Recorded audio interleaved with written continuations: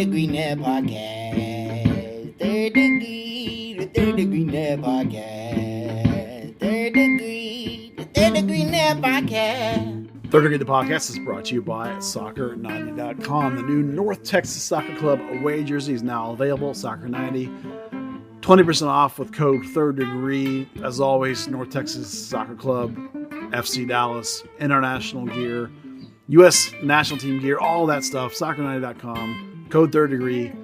Check it out. Some exclusions apply. The North Texas jersey, not an exclusion. Get your swag. Well, hello there, FC Dallas Curious fan. Welcome to episode number 202 of Third Degree, the podcast. Hi, it is me, Peter, and today we are without one Dan Crooke. Not quite sure. I think he's having his beard untangled. I think that's what it is. So today it is, sorry, you're just stuck with us originals. Me and the good editor-founder of thirddegree.net, Buzz Carrick. Come in, Buzz. Yeah, Peter, this just became the oldest podcast in the history of the Dallas Burn between you and I. Yes. That is true. Yeah. We are the OGs, no doubt about it. Well, Buzz, we now have one win, one loss, and one tie as Dallas hits the road for the very first time, and the Burn end up getting a 1-1 result against the Whitecaps. And here's the thing. I don't know how to feel about this particular performance, Buzz, because I know getting a point on the road is always never anything to shake your fist at, but I couldn't help but come away feeling a little disappointed that the team didn't try harder for the win at the end of the game. Well, I think you can feel good about it because it's not just, of course, that it's a road point. It's also on turf. It's also against a team that wants to mid to low block and then play a fairly direct counter, the things that Dallas struggles with both. That's when the teams are most vulnerable to play that way, offensively and defensively both. I think you can also consider that it's the first road game of the year, so there's a certain amount of cohesion of the team and mentality of the team for it to be the first road game was good. So I actually am pretty pleased with it overall. So was Coach Estevez when I talked to him about it. I mean, obviously it's not a glorious moment to be rained sunshine on everybody, but it definitely is a more positive than negative in the sense of all the things that made it a difficult game historically and even recently historically for FC Dallas. All right, so I'm just being a stinky poo head for being a little frustrated that they didn't seem very motivated to get the ball restarted with injury time and maybe push for the goal. Well, I think that the shift to the 3-4-3 was an attempt to take advantage of some of the things that were working, and it worked some and it didn't work some. The bigger positives, I think, are control of the game. This is a coach that wants to clamp it down and hold on to it. And I think I felt watching it that there was not very much danger coming from Vancouver. I didn't feel so. I felt like, okay, this road mentality that this coach wants is this to control, and to lock it down, and they really did that. I think that there'll be some individual moments that people will lament, but I don't think that under this coach you're ever going to see them throw caution to the wind and just go for it completely. I'm sure that bringing on a guy like O'Brien was an attempt to try and take advantage of the fact that Vancouver doesn't play a complete low block. They play a sort of mid-ish block, and they did want to come at Dallas to try and get the goal back. So there was some expectation perhaps that they could get in behind them and try and take advantage. Granted, still not enough opportunities at shots. 11 shots on the road is okay. That's not great, but it's okay. At home that's a little too low, but not quite the shots on goal really is probably the thing I would look at as more still slightly concerning, is that there's been a couple of games now where you're only ending up with maybe 2 or 1 shot on goal of 11 when you want, again, with this team, you want more like 50%. So, it's not a game where we're going to walk away and go, this team's money, but it's definitely a moment of relative positivity. I'm interested. You mentioned the fact that the game was on turf, as they are in Vancouver.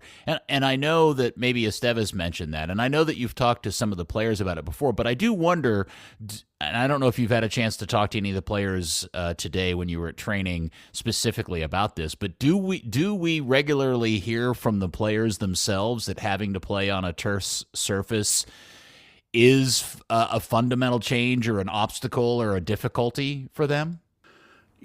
People like Paxton have said that they're quite used to it. The younger generation is quite used to it because they grew up doing it.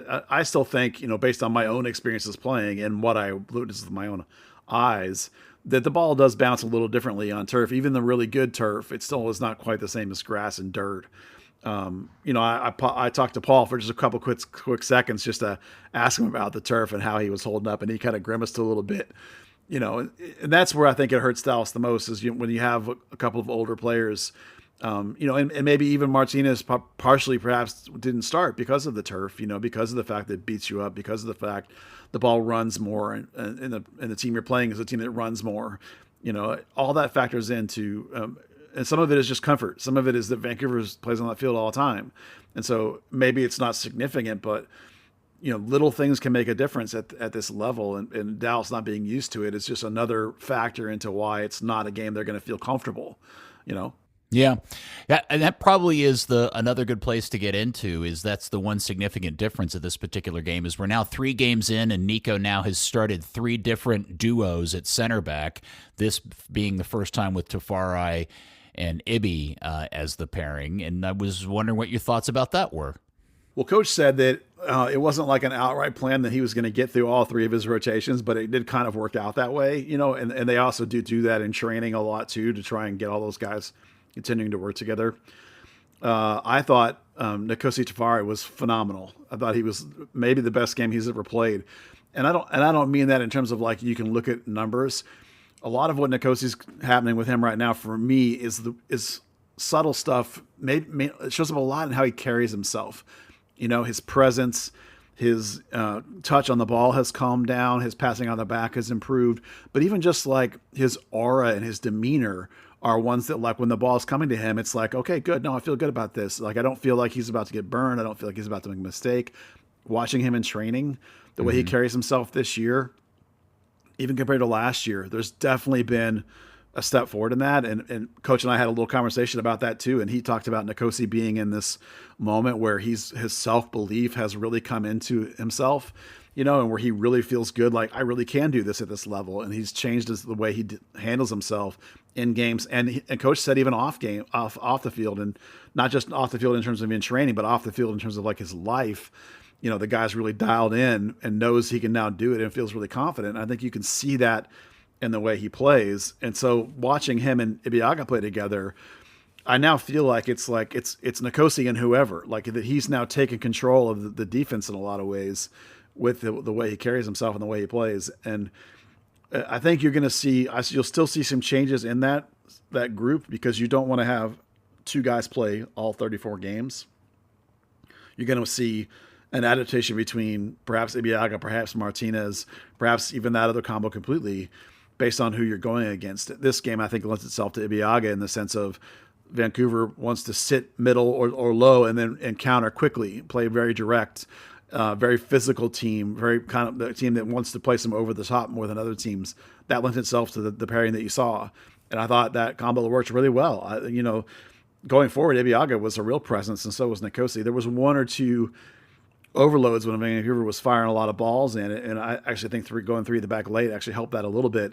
And the goal they gave up is when a guy overlapped from the back and didn't get quite tracked well enough, and maybe that's perhaps not Paul Arriola you want on that guy, but also it was an own goal. It wasn't even really from them that it went in. So overall, I felt this was a really phenomenal defensive performance, and I thought the 2 center backs were a big part of that. Both those guys were phenomenal, I thought. All right, so of the 3, which does Buzz Carrick want to see on a repeated or maybe on regular basis? Or do you know yet? Yeah, the only one I'm locked into is Nkosi. I think that's probably clear from what I was just saying, in the sense that, like, I think it's now almost his back line in a sense where he's become the guy in terms of the way he's conducting himself and kind of controlling the game.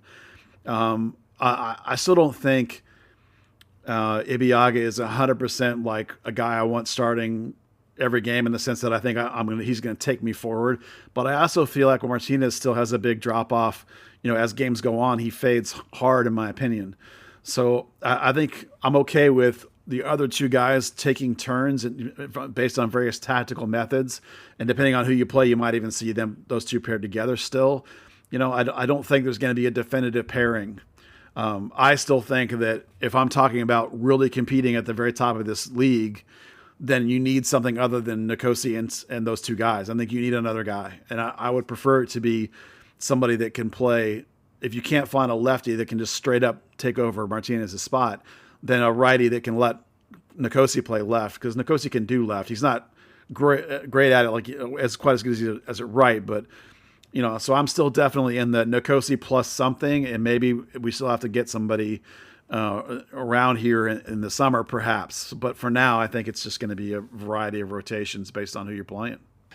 Sticking with the back line, because the other thing that happened in this game is we saw the debut of, am I pronouncing this correct? Junka, yeah. Junka? Is it Junka? Not Junk? It's not Junk. It's Junka, something like that. Okay. Sam, yeah. Yeah, we got to see a few minutes of that young man, and we got a whole lot more of Emma this week, and I feel like after the last game and the win, we were all kind of feeling a little better about Emma, but I'm kind of back to I'm ready for Giovanni Jesus to get us started right back at this point. I don't know if you're with me on that, Buzz.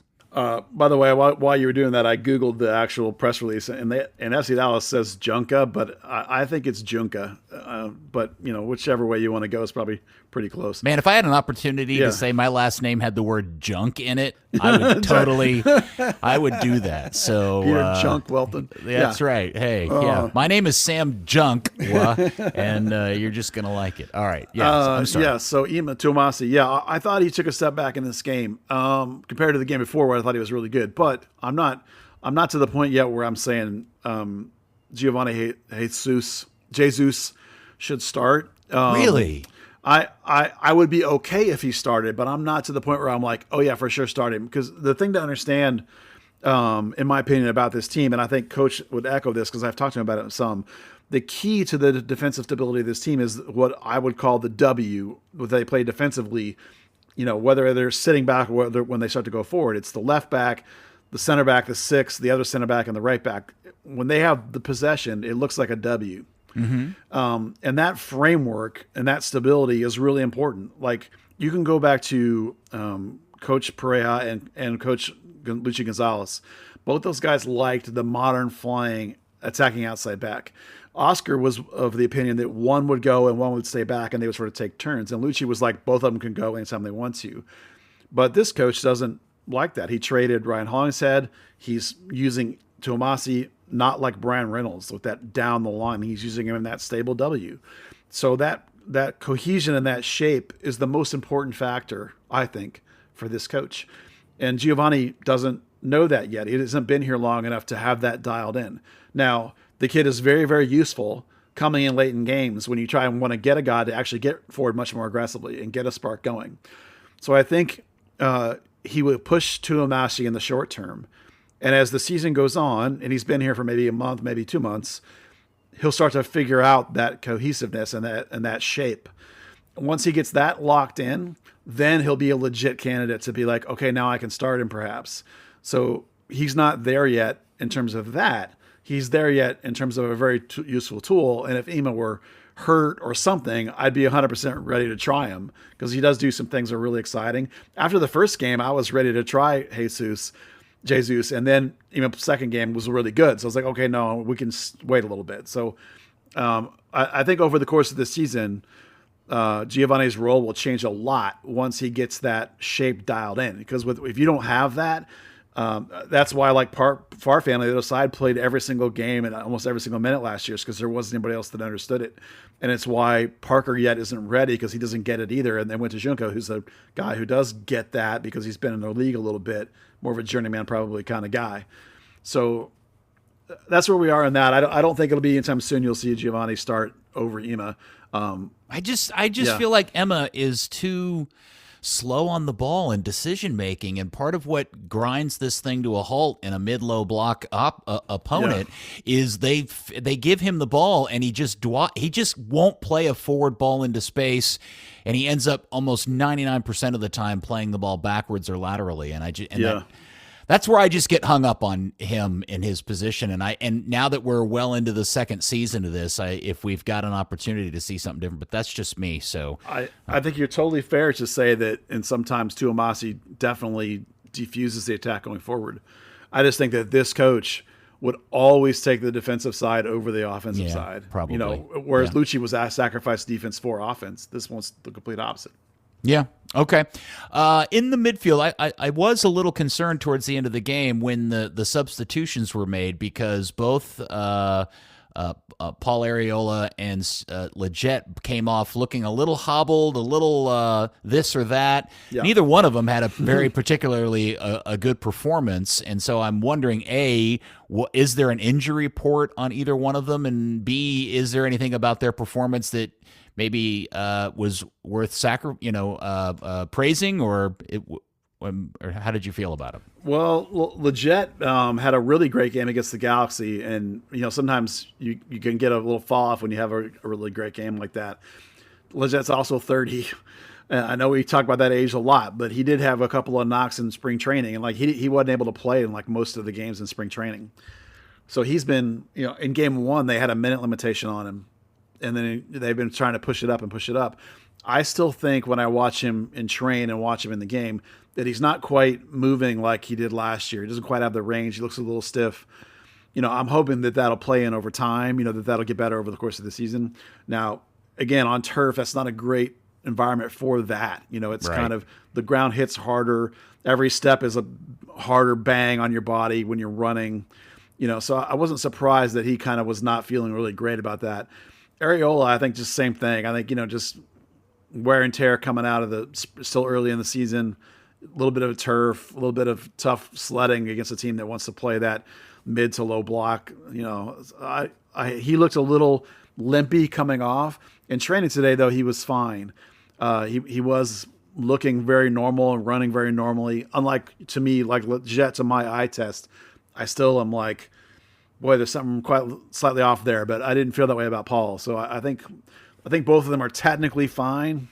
I think once you hit 30, and Peter, you and I are way past 30, so your recovery slows down. Thanks, Buzz, for reminding me that. Yeah, I just I think about even when I was in my mid 30s trying to play rec soccer and getting banged up, and for a couple of days you're stiff. So imagine doing that at a pro level. So I think Leggett's just probably feeling a little bit of that. It's just he's still not 100%. There's a difference between being cleared and healthy and actually being legitimately 100%. Sure. You know what I mean? So I kind of think that's what's going on with Leggett. I hope that's all it is, and he'll just play into it over time. But Paul, I think, is fine. So.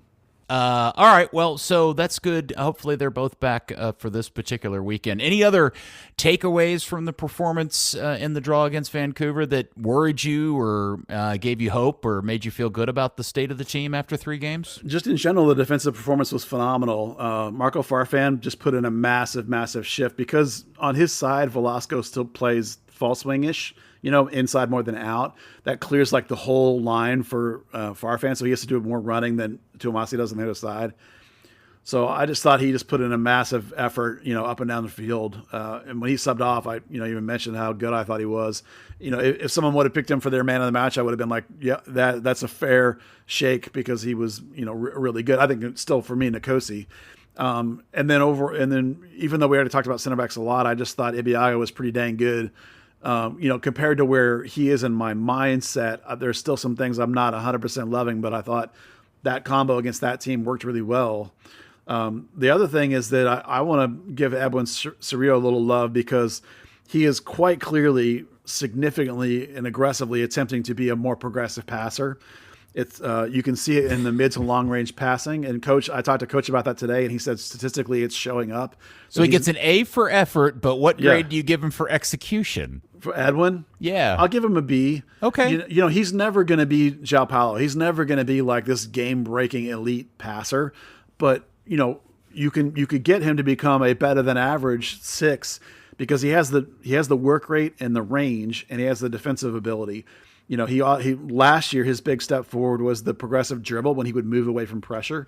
This year they sat him down and said, okay, we want you to see you work on the progressive passing, and he's clearly done that. I thought in this game he was a little too aggressive about it because he made a couple of turnovers in the front end, but he still ends up like the last 2 games he's had the most progressive passes in the final third. So there's a definite progression from him. And granted, Facu's a little banged up. Facu did train today, by the way, so he's in the mix. But I think Eben's playing well enough that right now he's got that job pretty on lock. And so credit to a kid who, we've talked about this before, every single year he's gotten a little bit better, taking a step forward. What's the next thing? Here's what you need to work on. And he does it. He's never going to be a $1 million, $5 million player, but he could be a above average 6. And if you can have an American, we've talked about this for years, Peter, if you can have an American 6 and center back and not have to use foreign spots in those positions, foreign money in those positions, so huge for your ability to build a good team. So, again, Edwin's still got a ways to go, but I love the progression that I'm seeing from him, even though in this game he was a little too aggressive because it was a road game, but that's a fine line, and he's trying really hard to get better, and he is getting better. Okay. Where are you? Where is the buzz temperature gauge on Velasco 3 games into this new season? It's okay. I feel like I did about the end of last year. There's some things I'd like to see him do better, but they're not too concerning. Usually the parts where I want to see him make a big step are when he beats that first guy and he gets to the second one. Sometimes there's a choice to be made about now's the time to lay it off versus I'm going to try and make one more beat and get my shot off. He wants to come inside because he's more of a right-footed shooter. So he keeps trying to go right, and they just push him all the way around the thing. So there's a point at which, get by that first guy. There needs to be a Farfan overlap or needs to be a Jesus combo maybe. Make a couple of different decisions in that moment, not just always go for the shot. So that's a maturity as a player that I'd like to see him do. But so much of it is so good. I don't have any, that's not a big complaint. That's just okay, where's the next phase of your progression kind of thought for him. I think right now he's fine where he is. The Dallas offense needs to, as a group, needs to create a little more opportunities. And that's kind of the things that are not happening is we're not getting that extra pass in the box that needs to happen. You're ending up with guys having to try and take a dude on rather than just receiving the ball in a place they can one touch and shoot kind of, which is where they're at their best. All right. So first successful road trip in the books. So Saturday comes up, a home game. Wow. 3 home games in the first 4 games. That's not going to bode well towards the end of the season as it was. Yeah. And it's against Kansas City. And so I was just trying to figure that I should have pulled this up before I started. Kansas City is currently wallowing down in 10th place. They have tied once and lost a game. They've yet to win a game. So what are any particular thoughts or predictions going into this on lineups or who the center back pairing may be? Yeah, the only real concerns are, that center back pairing, and then, up until now I would have thought, Facundo and Edwin, but with Facundo he's back in training, but he did rotate out a little bit. Probably they had Carl Ciante, who's the 6 for the North Texas, was up also in order to have Facundo not have a massive load. So I think Edwin's basically a lock for this game. The center back combo, I think you're actually probably going to see Martinez back. The game's at home. It's on the grass. They'll want to slow it down. They'll want to play out of the back, more confidently. Tafari and Martinez is a better build-out group than Ibeagha is, mainly because Martinez is a better passer than Ibeagha. Not by a long shot, but he is better. You're not looking at a team that's going to counter-attack quite so much, because of Kansas City will want to try and play with you, and that's something that Dallas actually does better with. And then the only questions are going to be beyond that is did Leggett or Pauly actually have a real knock coming out of that game? Based on training, I think they're fine, but you never know. This coach likes to do, management of minutes. He likes to manage a workload. I would bet you that you'll basically get the same lineup except for Martinez in there, and then maybe you'll still keep Leggett and perhaps Ariel on a shortish leash if they're not feeling 100% great. But I don't think Tuamasi's anywhere close to losing his spot, mainly because Giovanni's not remotely ready. Ema plays better at home than he does on turf away. So I think any fan out there can probably guess this lineup pretty easily from Dallas. Right. With the inclusion of, I think it'll be back to Martinez. That's my one take on the back line. All right, just before we get into other thoughts about predicting lineups or players, Kansas City comes into this, as I said, a loss. Their opening game in Portland was a loss, but they're also coming off 2 back-to-back exciting, thrilling 0-0 draws. Buzz. First one was in Colorado, and the last one was the game this past weekend against the Galaxy, which was a 0-0 draw. So they've yet to score this season, but they've also only given up 1 goal in 3 games this season. So let that be your guide. My question is, one of the other things of my thought about the performance in Vancouver, and to a degree the game against the Galaxy, was the realization that if the team is kind of in a position late in a game looking to score a goal, they don't currently have a lot of options until now, because the third Jesus on the team now has his visa, and I think you're going to tell us from the training report from Wednesday that he is available for this weekend as well. Yeah, he's got his visa. He's back in training, and just his mere presence back in training means he has it. He wouldn't have been able to come back until he got it. In terms of competing for a real starting option, he's behind on fitness. He didn't have a complete spring training, and he hasn't trained in a couple weeks now because he's working on the visa. But instantly, he's number 2 behind Jesus as a striker. While he may not be 90-minute fit, he's got to be a late game option, though, right? Yeah, 100%. Right. He can for sure give you 20, 30 off the bench, no problem. It's not like the guy's been sitting around for a year doing nothing. He was in Toronto's camp. He just wasn't here when he was transitioning, and that's all. It just means he's not ready to go 90 as a starter. That's all. So, give the guy a couple of weeks, and he will be legit in competition to say who's going to start games. Obviously, this coach also feels strongly about cohesion, but if you're a good enough player, you can get the cohesion really quick. And I would assume Jimenez, based on what he gets paid and his resume, is going to be a guy who's going to get it really quickly. He does already play a higher line than Jesus, but he knows how to play this movement-based striker. So it's not going to be a tough transition for him to play in the FC Dallas system. So yeah, he's 100% already the second choice, 100% ready, off the bench if you need him, 20 minutes, 30 minutes. Maybe you could even go 45 if you had to. I don't know why you'd want to, but you could if you had to, probably. So, count him as a guy in the holster, if you will, of the tools that the coach will have off the bench. He'll definitely make the bench over Milano. I can't imagine that wouldn't happen unless you want to have 2 strikers available, which is of course possible. But I would actually, if it were my team, I would even try to get him into this game if at all possible. This is a guy with enough of a resume that you want to try and get him into action fast.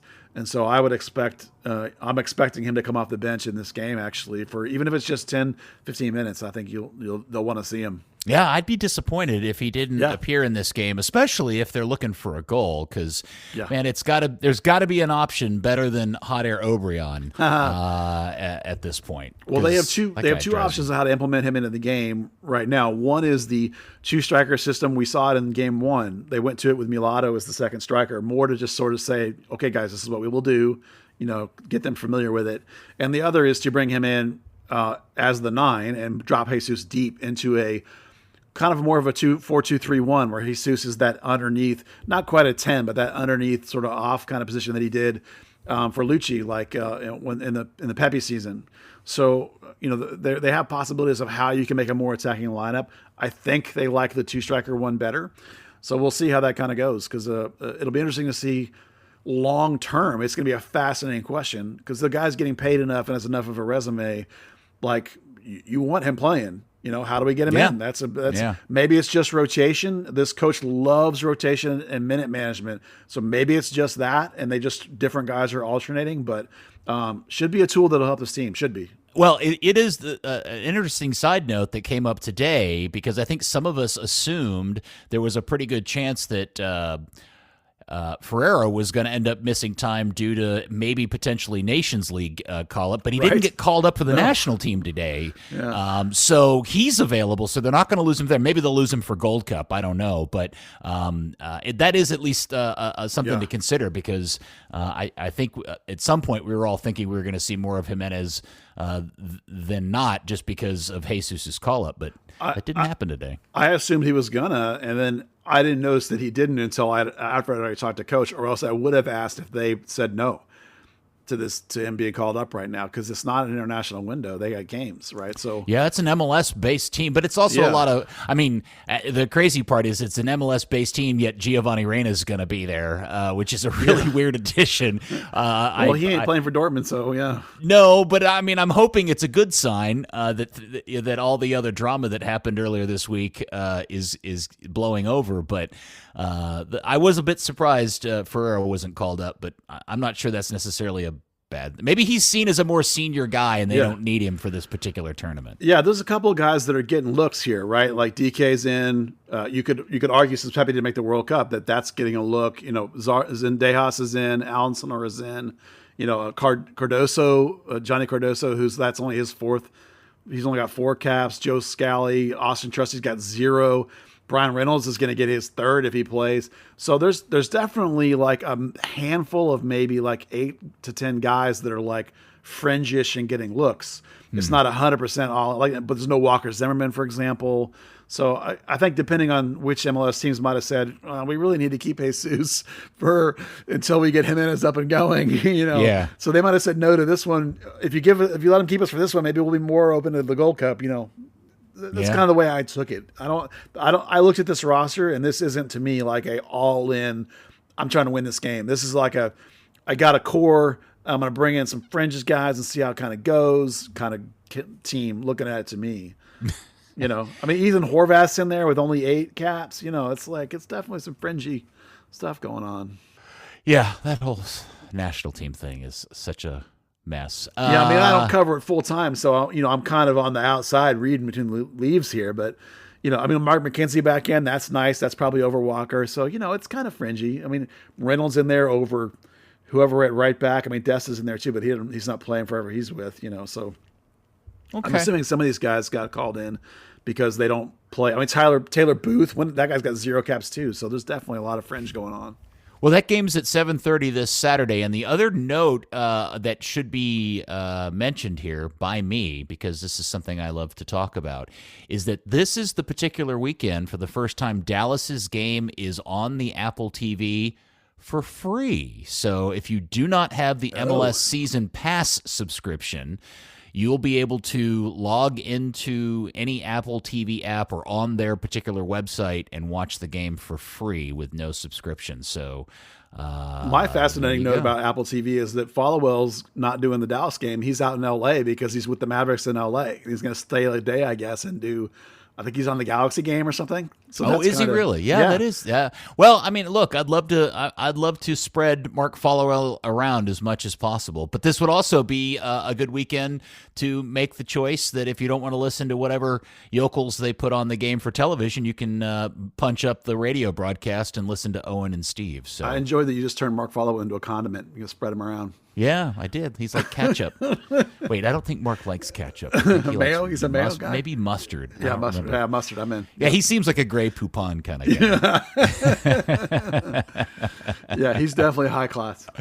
Oh, the highest. Absolutely. Okay, so you did go to training day. We talked a little bit about training, but you actually attended training. Anything from that? I think what everybody is counting on from you, Buzzard, is a full report on Mr. Jimenez in terms of anything else you'd like to throw in about your thoughts on seeing him actually practice. Yeah, it was.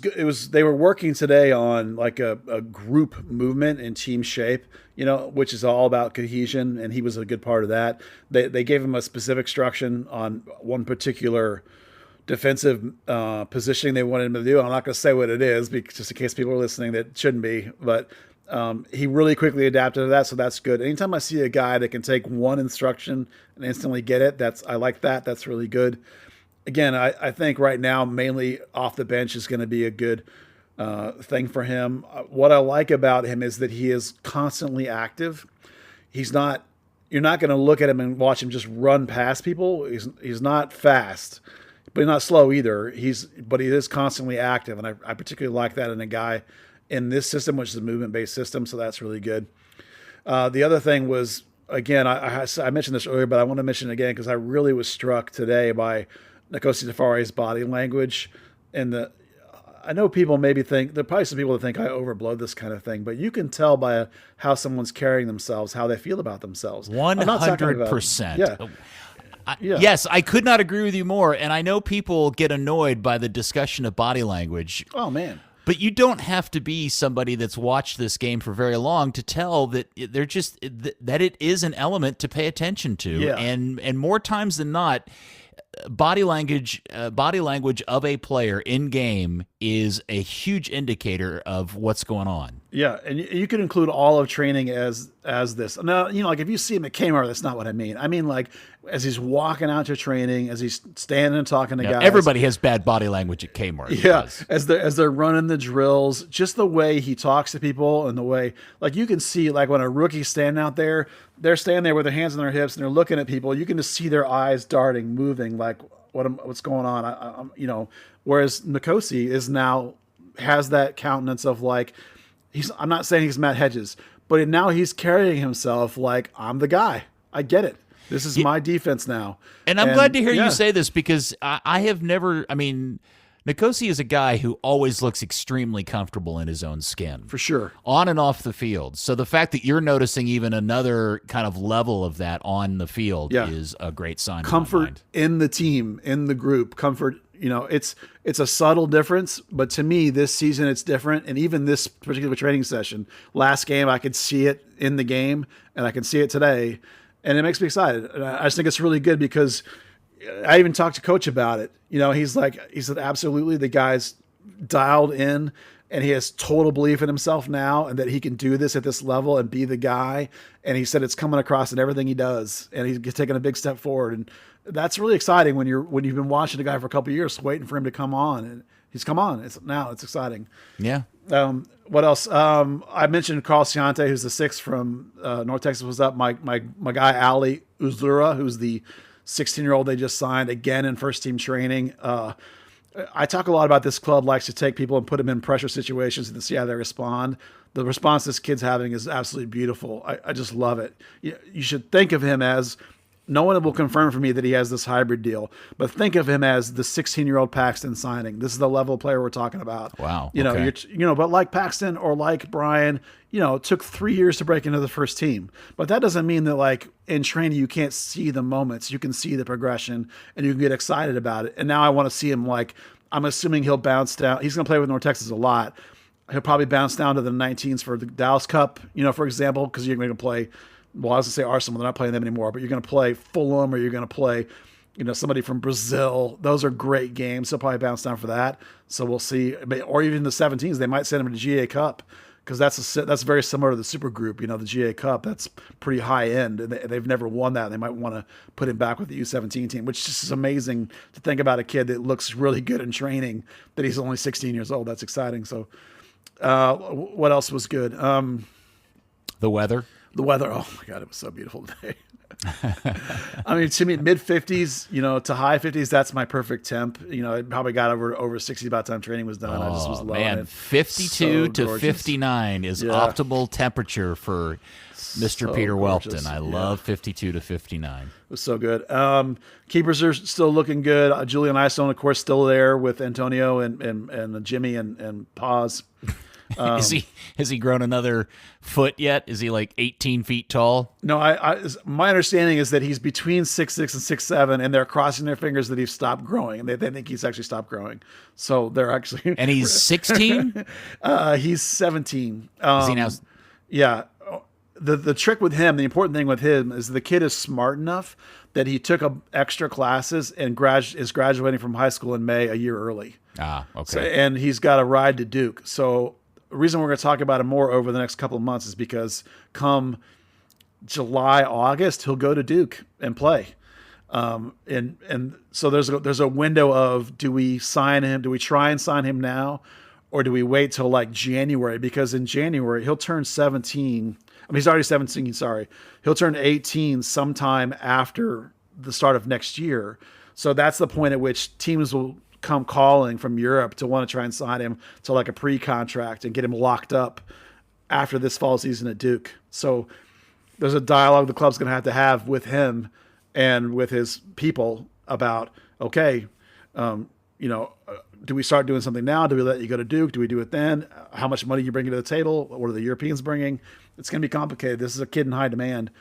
He's not as good as Antonio right now, but he's ahead of where Antonio was at the same age. And obviously the size and the athleticism and the mentality are massive. So, what a great luxury for FC Dallas to have. Do we hold it against him for being a Dookie? No, I don't have any skin against Duke. I think that's fine. Listen, if you got a chance to go to Duke, wouldn't you? I mean, good grief. I just wanted to say Dookie. You say Dookie?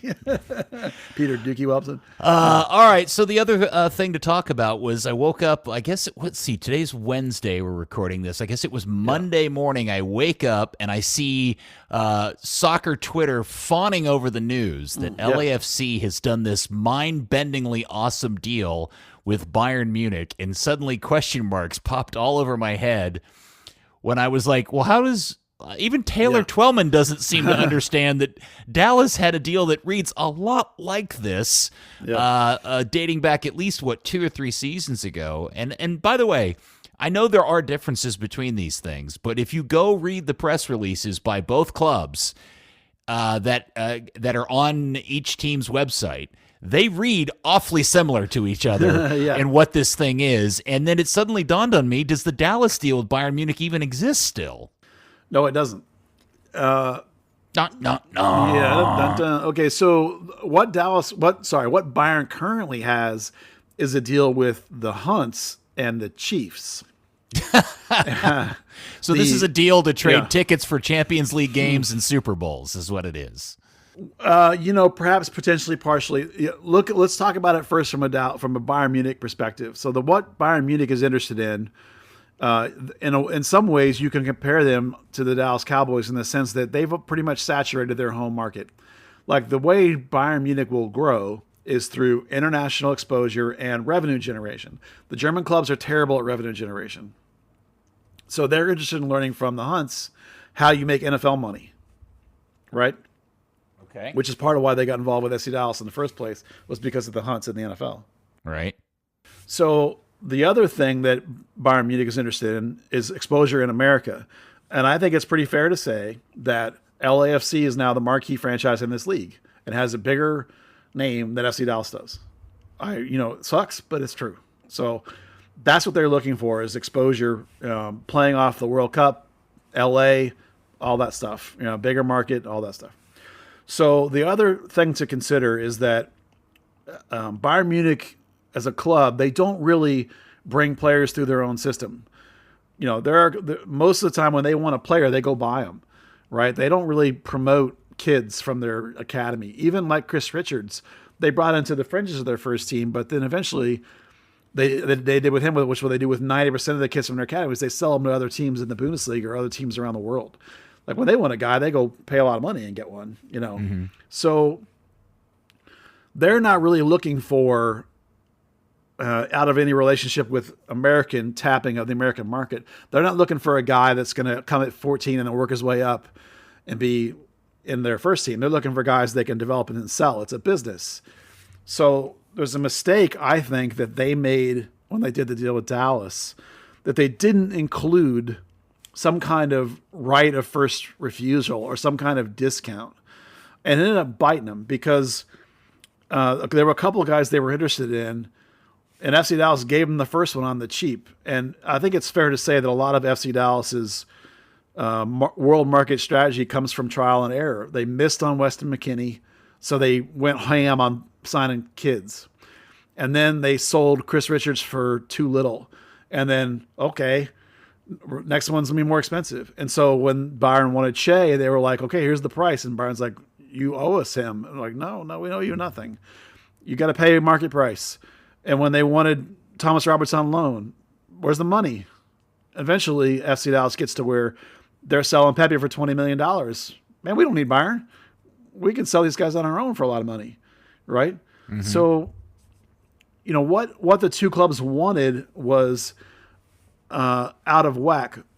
What Dallas wanted was coaching methodology. Like they sent Lucci over, they sent other coaches over to do clinics and learn.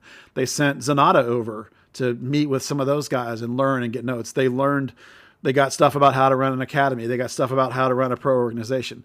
They got opportunities for their kids to go to these things that they love, which is take them out of their comfort zones. So we're going to send some kids over to train.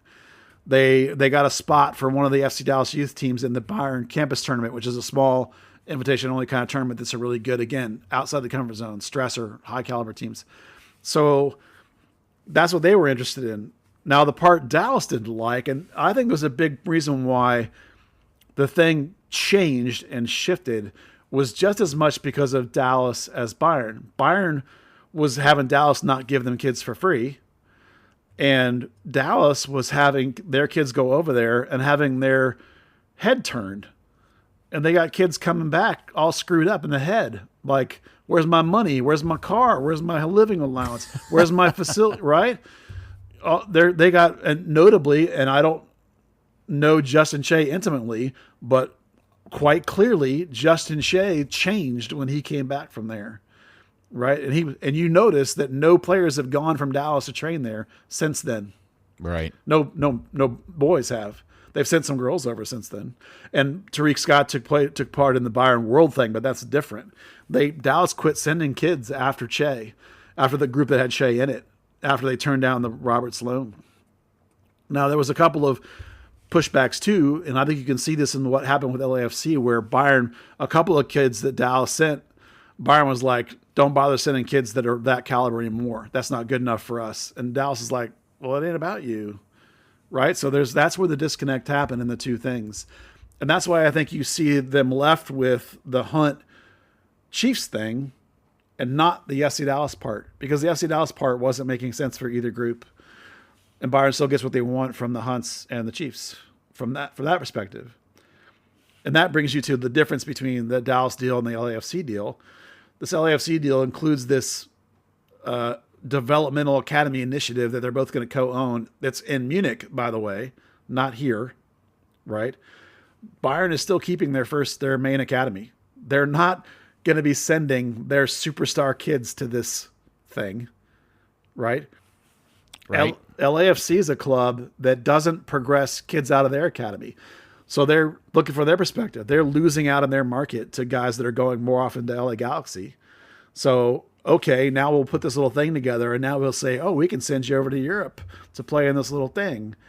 So again, this project, from my reading of this thing, this project is exactly what Bayern always does, is they go find these kids, they develop them up, and they're going to sell them off to whoever around the world. You're not going to play for Bayern coming through this little thing.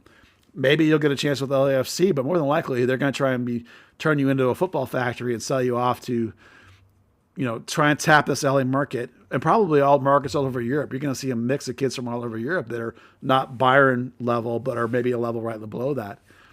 So again, Bayern wanted their hands into the youth and access to the youth and an ownership of the youth that they failed to put into the Dallas deal. So that's why that thing ended.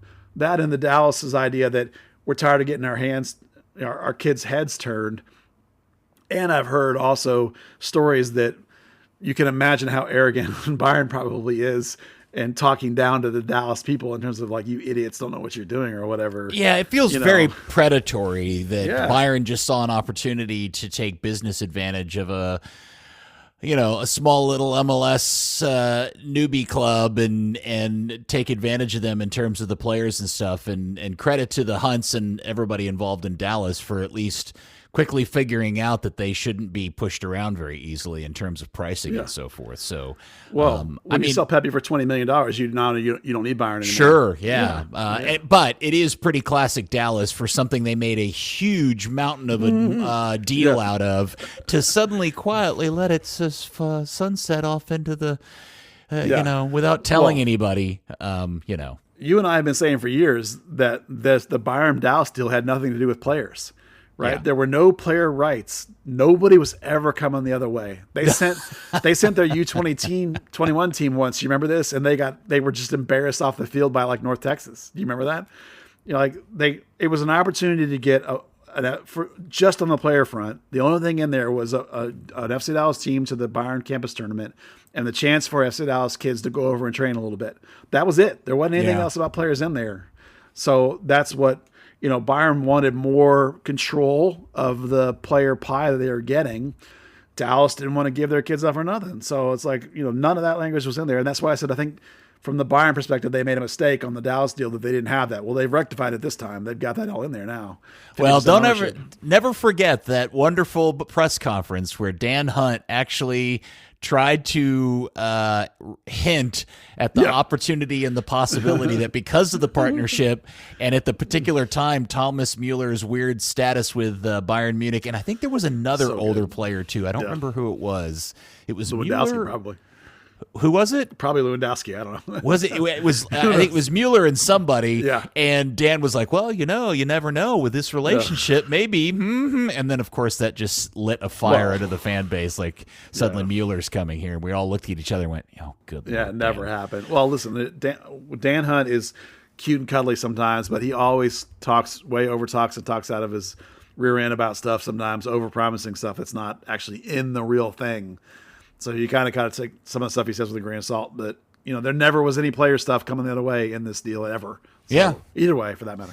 All right. Speaking of Dan Hunt, this afternoon, the Dallas Morning News wrote an article. This is unrelated to Dallas, other than the fact that Dan Hunt is involved in this because it is related to the World Cup coming to America in 2026. And I happened to stumble across this article that is in the Dallas Morning News. I think it was today that it was published. And it's written by who wrote this article? I don't remember off the top of my head. Anyway, it goes into way more details about the modifications to AT&T Stadium, aka the Death Star, for the World Cup. And if you've been following me at all over the course of the last couple of years, I've been trying to keep tabs on this concept that Jerry Jones has agreed to allow for his stadium to be modified, and not in a very minor way, I'll tell you, to allow for the proper amount of width and field surface needed to host not just World Cup games, but to host the big games, the opener, the semifinal, and in particular, the final. And the means in doing that is this really creative construction where they actually will raise the floor of the stadium by building a substrate on the existing concrete surface and then put a new surface down on top of that would allow it to rise high enough above the normal surface so that they can extend out over the existing seats. And so in this article in the Morning News today, not only do they kind of suggest that they've come to an agreement on the height, because in some of the mock-ups there were options. There was a short height and a tall height, but they have also indicated that 3,000 of the existing seats in AT&T Stadium will be eliminated to accommodate this new width. But the other part of this that was really interesting to me, Buzz, was the news that Dan brought forth, that to pay for this, which, by the way, he says is well into the millions of dollars to do this modification, will come from tax dollars. The Texas Trust Fund, which is a financial mechanism that encourages the hosting of big events in the state. And Hunt's quote is, "Texas is a very unique mechanism that allows to do a tax revenue calculation and take that money and reinvest it to bring major events to the state. And special events that fund that Texas will help us fund the field elevation at AT&T Stadium." So I got to tell you, I'm sure there's something in there that would maybe still prevent FIFA from picking this. But for them to be going so far as to be pulling into state tax dollars to fund this just tells me Dallas's chances of actually getting the final just went up in my book. And that's the part that I'm excited about, the idea of hosting the actual World Cup final here, not just games. But if they're going to go so far in to do that, they're really committed to getting the final here. Yeah, that and his thing before about the big upgrades he's doing to the stadium, a part of which I understand is a 4K version of that big gigantic screen up there. He's talking about spending a lot of millions of dollars just to upgrade his own facility. That is, good for him, even if it's not the World Cup. But that all strikes me, including this thing today, strikes me as the grease that's going to get him that final. Now, we always thought they were going to get a semi or the final. But I think he's making a real play. And if you're looking at this tax dollar situation, the amount of money that will be generated by having, any events at all here in Dallas and the final in particular will just be astronomical for the Metroplex. Or in Texas. So you can easily see why this kind of tax thing is doable and why the state would be on board with it. It makes a lot of financial sense. And I agree with you. I think this is all part of the plan. And I sat in on a meeting where one of the architects that was involved with the stadium talked about the luxury suites that are at the field level. And I think I've mentioned this before, that the only reason those luxury suites exist is because it allows them to do this raised soccer field and only lose like the first 4 rows of stands. Whereas if you had stands all the way down, you'd be losing like 20 rows of stands. So part of the reason why those field level suites exist at all is because of Jones building that stadium, knew he wanted to try to get the World Cup, very deep events, whether it be the semifinal or the final. So this has been a plan over a decade in the making on Jones's part. And when you're talking about the money that happens at a FIFA level, the World Cup level, Jones partnering with the Hunts even makes any more sense, because those are the kind of bigwigs that can pull this off. They can bring guys in for the NFL events and say, this is what it'll be like, not an MLS game. No offense, MLS, totally get it, right? The NFL is a much more level of showcase in terms of like, this is what it'll be like. So I it's just one more step on the road to potentially getting the final. And it's going to be super exciting, I think, for all of us in this area to have. Any games at all in your backyard is wonderful, but to have a semi or a final is going to be just off the charts. Yeah, the opening game, a semifinal, the final, all of those are the equivalency of hosting a Super Bowl, and we know what that means in this country for whatever city and stadium that gets that. And to be able to do, both a semifinal and a final, or the opening game and the final, or whatever. But the fact that Jones is willing to spend the money and allow his stadium to be modified is notable, because that is what probably will keep LA's SoFi Stadium from getting the final. Yeah. Because the word is that they have to do even more modifications because of the way that stadium's constructed to essentially accommodate the same field width and everything. And those owners are like, well, hold on a second. We just built this thing. By the time the World Cup's here, it won't even be 5 years old, or maybe it'll be right at 5 years old. Don't forget, AT&T Stadium, by the time the World Cup comes here in 26, it'll almost be a 20-year-old stadium, believe it or not. And so investing in those type of modifications probably are a little bit more acceptable than something you just, spent $2 or $3 billion on, a nickel ago. So, well, Jones probably thinks his stuff. place is due for a refresh anyway. In the previous numbers he was throwing around with the upgrades to the video and the upgrades to the stadium in general, all play into this. It's all part of it, And he's not a dummy. He knows that he can get help doing some of those things because of the World Cup. Yeah. So. Well, we'll keep everybody posted. I think Buzz retweeted the link that I had posted out to the morning news, and I've also included in that thread a couple of photos from the last time FIFA was here, because many times I try to explain to people this idea that they're going to raise the elevation of the floor, and in your head that's hard to understand what that means. But when FIFA was here last time, they actually built a mock-up of what that could look like, and I've included a couple of photos of those mock-ups. And once you see it, that visually will make it clear to you what they're looking to do. And so you can go find those on our Twitter. Yeah, account. and you can see from those pictures what I mean about those field-level luxury suites, allowing them to do this without losing as much seats. Okay, the last thing I wanted to talk about is a real quick kit talk. So Surprise kit talk, bring it. You can go ahead and just push stop now. You can go into your whatever other pod you'd like to. Real quick, today was the day that we finally officially saw the pictures of the Portland's Thorn away kit that had been leaked for about a few days now. Right. And it is one of the most controversial designs in some time. And if you haven't seen it, it is not a white shirt. I think it's a creamy off-white color. Yeah. But it's covered in a rose / thorn. The only way I can explain it is like a tattoo design that covers the entire top half of the shirt onto the sleeves. And, if you're being funny about it, it looks like an Ed Hardy Affliction shirt from a few years ago. Right. And I didn't know what you thought about it, Buzz. You may be surprised to find that I love it, actually. Because to me, it looks like a Mexican style shirt with like embroidery on it, right? So it's like it doesn't to me. I get doesn't that. look like a Hardy. It doesn't. It looks like a cool bowling shirt, or like like that embroidery look. To me, looks kind of interesting and cool and flavorful and different. It doesn't look gimmicky. Like there's sometimes when if that was all just sort of like just like a color print and not stylized like embroidery, I might not think it was cool. But it's like I just like the way this one really looks. I ordinarily don't like gimmicky kits, but man, this one I really do, and I don't hard to figure out why. Would it change if it was an MLS team's shirt versus being a women's team's shirt? Like if that was the Timbers away shirt, how would you feel about it?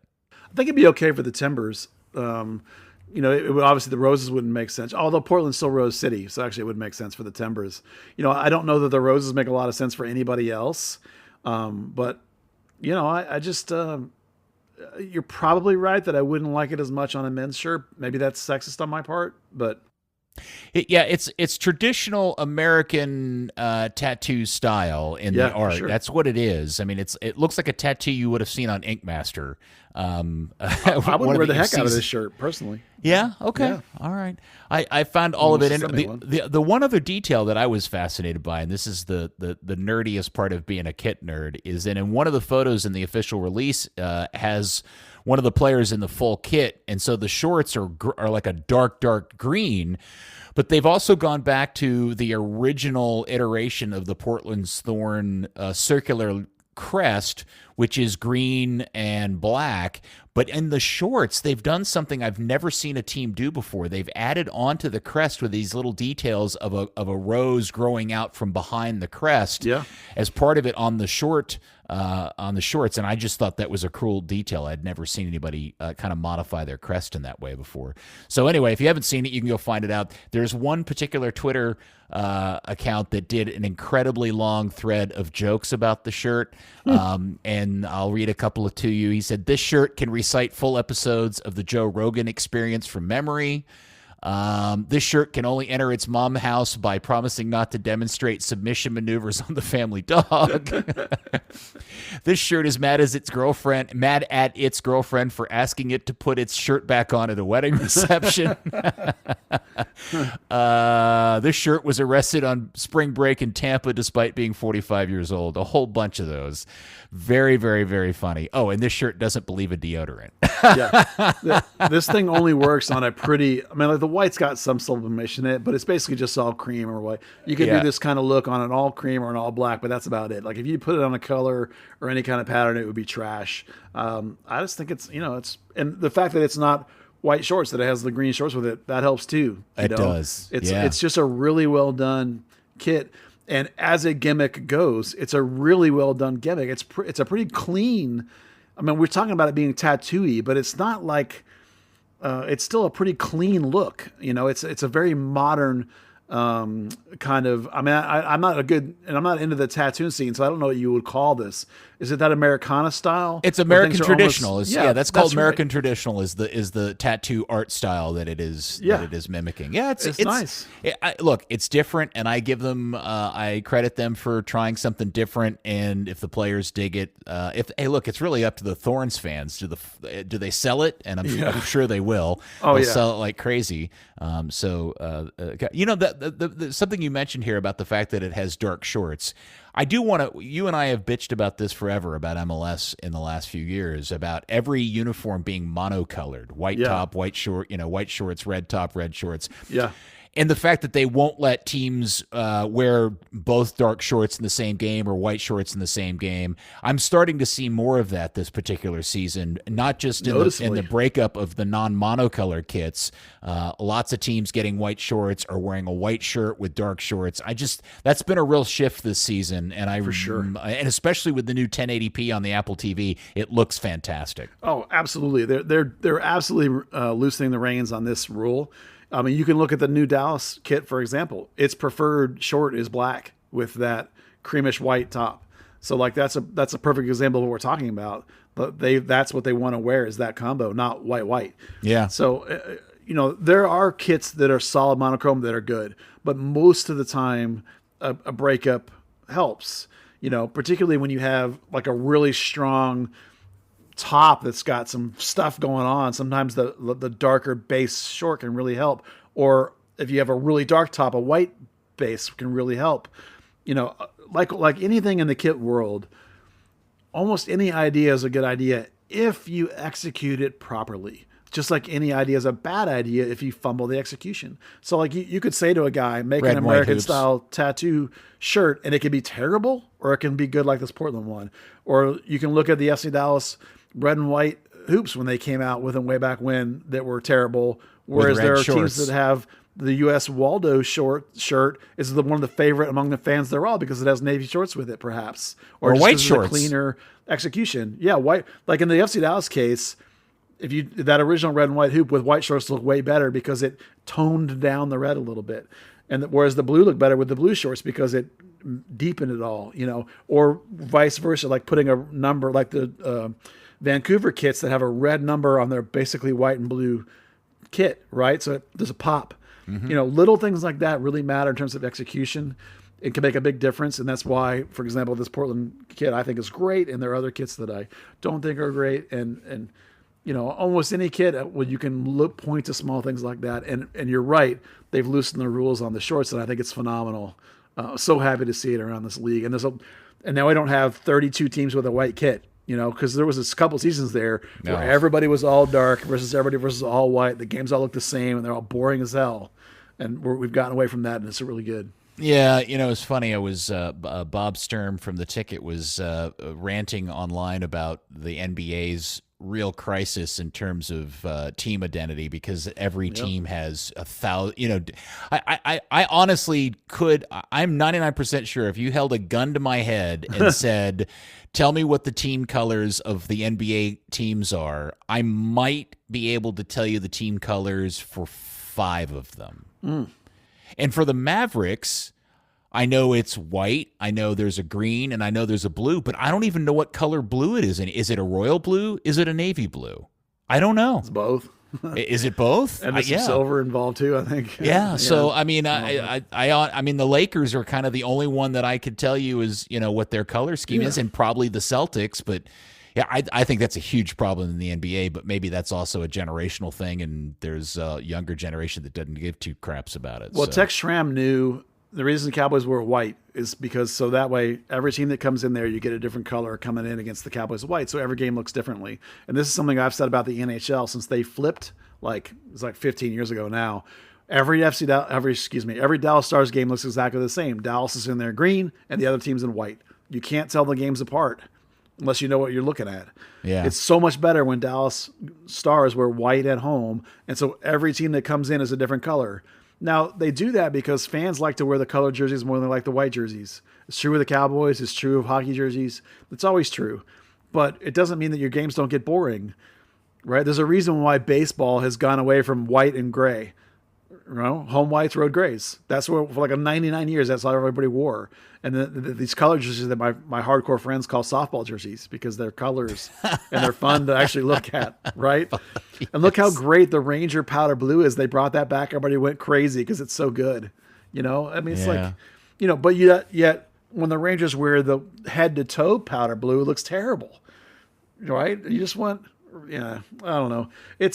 Kitting is tough. People think it's easy. It's not. It's like, I don't envy the people that have to try and execute it because it's hard, but you're actually better off getting people that are good at this in your organization because Adidas isn't really going to help you. You're kind of on your own. They'll give you some templates and you're kind of on your own. And there are clubs that execute all the time and do great kits all the time, and there are clubs that fumble the ball all the time, and some in between. You can look at Forward Madison, who almost universally on every piece of swag or gear or merch that they have, they knock it out of the park pretty much every single time. And it can't be whoever they're working with. It's got to be them, because it's them all the time, you know. Well, to close things up, I got a good laugh out of the Discord the other day unintentionally in the last week of me promoting the concept of maybe we should just nickname this team the Burn again, which, by the way, I think has been received relatively well. Yeah, and I'm not going to go out of my way to overuse it, guys. Don't worry. I'll refer to them to the Burn when appropriate. Was my hope that maybe as early as this weekend we would get to hear the supporters groups El Matador and Dallas Beard Guardians revive the old classic Dallas Burn chant from the Inferno days. The Inferno being the original supporters group of the Dallas Burn, right? From day one. And one of the people from one of the supporters groups asked me if there was any video of the chant. Yeah, and it dawned on me. Listen here, Buckaroo. When we were doing the Burn chant, the iPhone was still almost 10 years away. So no, there's not any video or YouTube content of us doing the Burn chant. And I recorded that on my cell phone. No. Video recorders back then were not things that you carried into stadiums, and you didn't have a cell phone or anything like that. So no. And by the way, it's the easiest chant in the world. It's literally just everybody yelling the word burn repeatedly over to a drum beat at whatever pace you feel is appropriate for that moment of the game. But I would tell you, it was the one chant outside of the Dallas, one half the stadium saying Dallas, one half of the stadium saying Burn. But if you wanted to get the entire Cotton Bowl into doing a chant, just start doing Burn, and everybody got into it. And if the game was intense and there was a good crowd on that particular day, it actually was a pretty cool atmosphere. Especially if it wasn't 114. I was thinking about the idea of there being video available. I was like, dude, the broadcast of the game was 4x3, 420p over the air on your little square. Video of the game. And here I am fussing about 1080p and not 4K. It was. This league launched pre-high def television. I know. High def television did not exist at that time. Everything was square. There was no wide screens. There were no vertical phones. Cell phones were like these big, huge brick cell phones. There were no cell phones. Well, I guess there were cell phones. Those big, huge ones. Yeah, that's right. Yeah, no, it was funny when he asked. I got my first email address that same year. That's how old it is. When he just asked if there was any video, I know he didn't have any clue, and that's fine. It was not his fault. But man, I just stopped and laughed for a good 5 minutes. Somebody might have had their handicap. No, they wouldn't let you bring that into the stadiums. No. There's no way. So, one, no, there's no video. Two, it's the easiest chant in the history of supporters groups, and you'd make this old man Hart very happy if we got to hear that this particular Saturday. Yeah, thankfully, the founder of the Inferno was in our Discord to explain what the chant was. So it's just burn. I know. And you kind of say it with a venom too. Like you don't say it sweetly. You kind of throw a little attitude into it, and it gets a little intimidating. And hearing it in a packed Toyota Stadium against the Wiz, no less. Yeah, oh my gosh, what a great opportunity to break out the Burn chant. The only thing would be better is if Ron Newman was there drunk on the sideline. Ron's no longer with us, is he? I know. I shouldn't have said that. He's dead. Yeah. Okay. One day we'll have to tell the story. We'll have to tell the classic Dallas Burn story of when Ron Newman threw water on one of the Dallas Burn players. Yeah. Remember that? No, but you can tell that story sometime. Yeah, we'll do that one day. All right. Well, Buzz, it's always great chatting with you. I do miss Dan, but this is good old-fashioned Pete and Buzz talking Dallas Burn stuff. We've only been doing it half our lives. Oh, my God. That's amazing, isn't it? Yeah. Yeah. Third Degree, the podcast, has been brought to you by Soccer90.com. The new North Texas SC jersey is available at Soccer90. Exclusive merchandise partner NTSE, Soccer90, 20% off with the code Third Degree. Some exclusives apply for gear at soccer90.com, but not that one, not the North Texas jersey. Get that. Get your FC Dallas stuff. Get your U.S. national team stuff. All the good stuff. Soccer90.com. All right. Well, have a good week, and thank you for your for doing that, man. You're welcome, and thank you for being here for 25 years with me. Or plus, yeah, Yeah. something like that. Well, 27 on the league, but I didn't know you until more like 97, 98. So. Pre-iPhone. Free iPhone. And thank you, FC Dallas Curious Fan. We'll speak to you next week on another episode of Third Degree, the podcast. Where's Dan?